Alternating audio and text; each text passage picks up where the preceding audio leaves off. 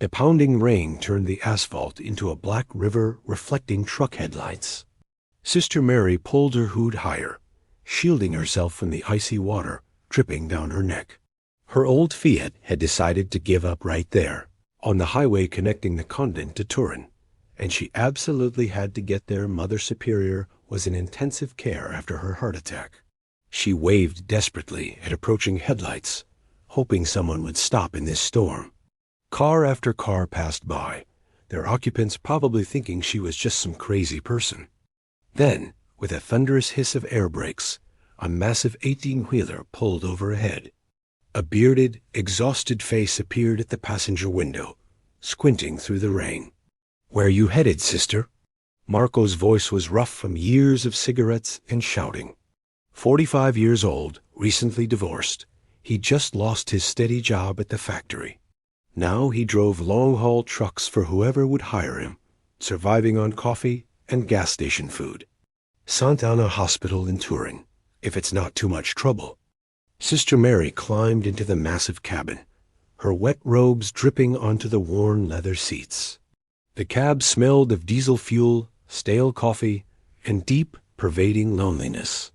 Marco grunted something unintelligible and pulled back onto the highway with his massive cargo.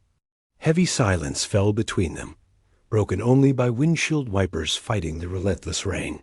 He'd always harbored deep resentment toward anything church-related after what happened to him.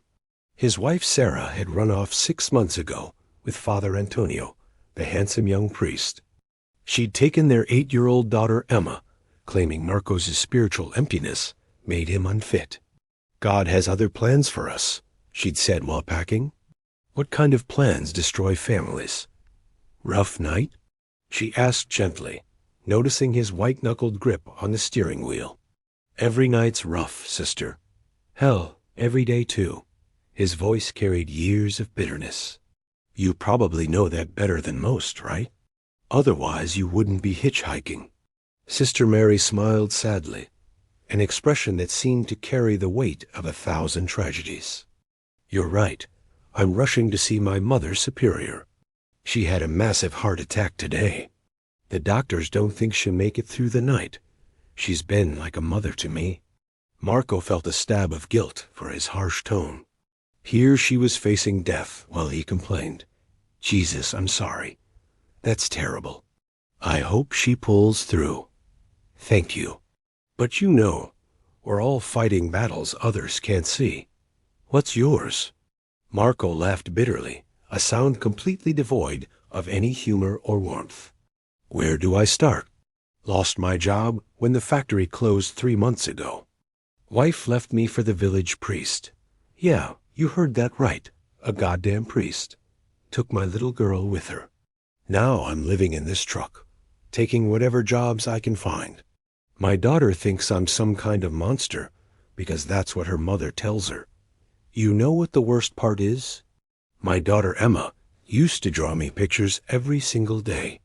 Little stick figures of our family holding hands, going on adventures together. Now she won't even take my phone calls. 8 years old and already thinks Daddy's worthless." They drove in heavy silence for several long minutes as the rain continued its assault. "Can I tell you something I've never shared with anyone except my confessor?" Marco glanced at her curiously, wondering what secrets a nun could possibly harbor. "I haven't always been a nun. Before taking my vows, I lived a very different life. I was 19 when my twin brother Michael died in a horrific motorcycle accident. He was my best friend, my other half. We planned to travel the world together. Thank you. But here's the part I'm ashamed of. I completely lost my mind afterward. I blamed God, blamed the world, blamed everyone for taking away the most important person. I spent 3 years drinking heavily, getting into fights in bars, sleeping around. I even got this tattoo." She rolled up her sleeve, revealing a faded upside-down cross. "I thought I was rebelling against God by inverting his most sacred symbol." Marco's eyes widened in complete shock. This gentlewoman had been a drunk and a brawler? What happened? How did you end up like this, wearing a habit and serving God? One night, completely wasted, I stole a car and wrapped it around a telephone pole. Should have died instantly doing 90, but somehow walked away with just cuts and bruises. When I woke up in the hospital, there was this elderly nun sitting beside my bed. Sister Frances was holding my hand and crying like I was her own lost daughter. I asked her why she was crying for a complete stranger, especially one as messed up as me. She said, "Because I can see all the love you're wasting on pain and destructive anger. Imagine what incredible things you could accomplish if you channeled that passionate energy into healing." Marco felt something strange stirring in his chest, a warmth he hadn't felt in months. "And you just believed her? Just like that, after years of anger and self-destruction?" God, no. I thought she was a crazy old bat who didn't understand the real world. I cursed at her, told her to leave me alone, even threw a water pitcher at the wall. But she kept coming back every single day, never preaching, never judging, just present. When I completed court-ordered rehab, she offered me a job cleaning floors at their soup kitchen. Why'd you take a job like that? You could have done anything else. Honestly, free meals and a place to sleep. I was homeless, broke, and completely alone. But working there, I started seeing something I'd never noticed in my self-absorbed pain. I watched Sister Frances serve meals to homeless veterans with the same tenderness she'd shown me. I saw former drug addicts helping current addicts get clean and rebuild their shattered lives. Everyone there had been broken at some point, but found ways to transform pain into purpose. They were getting close to Turin now, the city lights creating a soft glow on the horizon. Marco realized he didn't want this conversation to end, didn't want to be alone again. My daughter Emma loves butterflies and drawing and telling elaborate stories about magical fairies.